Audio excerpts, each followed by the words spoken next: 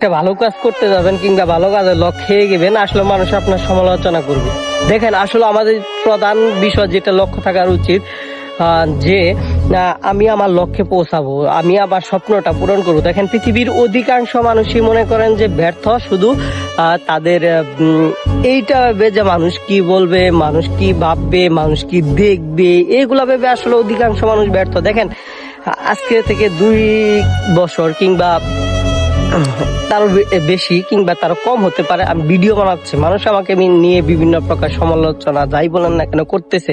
তবে একটা আত্মবিশ্বাস আছে যে পরিশ্রম কখনো আপনাকে বিফলে নিবে না। যদি আপনি পরিশ্রম করতে পারেন, পরিশ্রমের ভিতরে যদি কোনো অলসতা না থাকে, অবশ্যই আপনি একদিন ঠিক জায়গায় পৌঁছাতে পারবেন এবং কি ধরেন যে আপনি ফলাফলটা পাবেন। তাই ওই আশা করে ওই রকম একটা অনুপ্রেরণা নিয়ে কিন্তু কাজ করতেছি।